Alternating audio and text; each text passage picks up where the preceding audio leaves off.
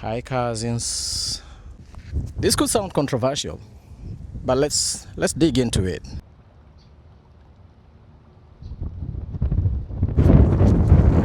So it's along Bienville Street where I'm really getting fascinated about something that I've been looking at many times. I'm sure you guys have also seen it. You see those all the time, like people putting up padlocks in different places, in parks and all these places. So like people are visiting here. It's a couple, some on the engagement trip, some just coming out, dating. And there is this question I always like to ask. Does it really work? I'm not even sure that this is the right place to be asking that question or whatever, but I'm just sitting here by the Riverwalk and I want to ask, does it really work? Do vows really work?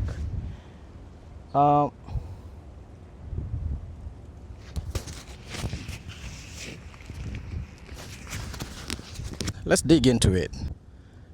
It's a conversation that probably guys have not heard, and I think it is important. Let's ask ourselves, two souls that come together not because there is any foundation per se, it's just some chemistry that is inexplainable, get each other, trust each other, feel great together, and decide, you know what, we can't live apart, let's get married. And on that stroke of the moment, guys get engaged and they court and they get married, and some last forever. Until death do them part. But my question is, vows. If you honestly didn't know what brought you together, how do you surpass that and make vows that will bind you? If you trust someone, do you need to make vows so that you're bound to that person? I'm talking about this out of I saw those padlocks over there as I was just walking on the Riverwalk in New Orleans, Louisiana. I saw the padlocks that have been locked on the chains on one of the spots where people look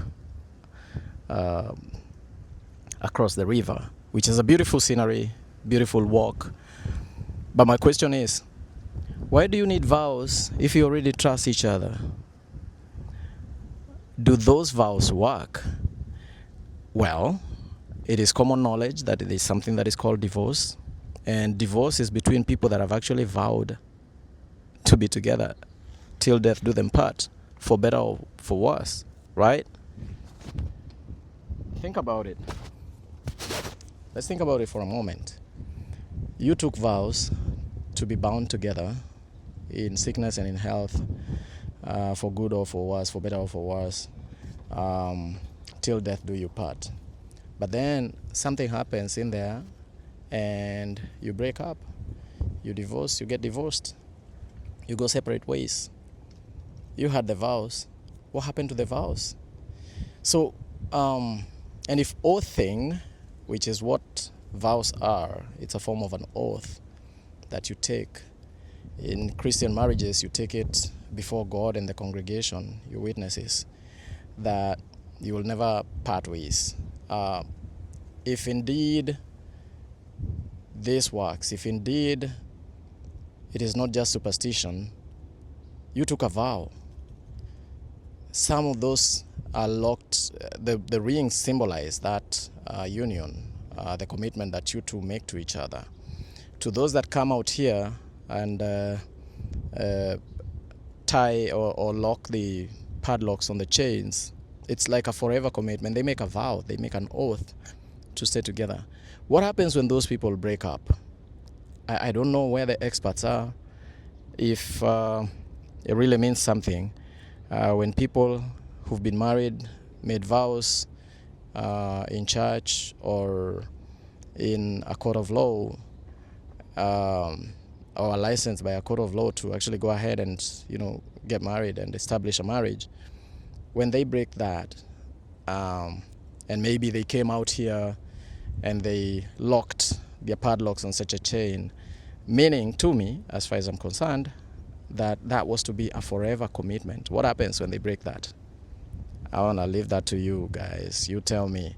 It's the questions that I'm asking from Zandani Marekani, raw and uncut. Nikikupasha yanayojiri yanavyojiri yanapojiri, that's to say what's up, where and how, and right now it's happening right here.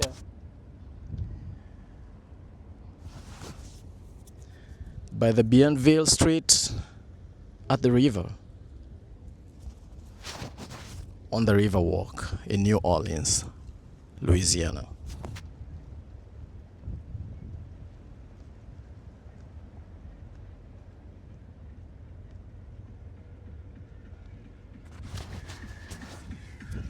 You don't want to imagine the kind of a vessel that is just approaching as I speak to you. This is on the river, guys.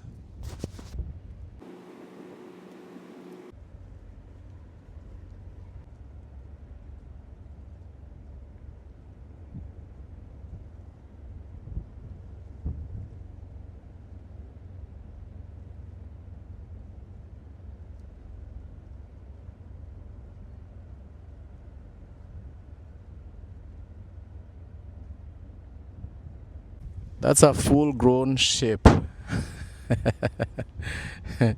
It's a mature, grown-up ship right there. Look at that.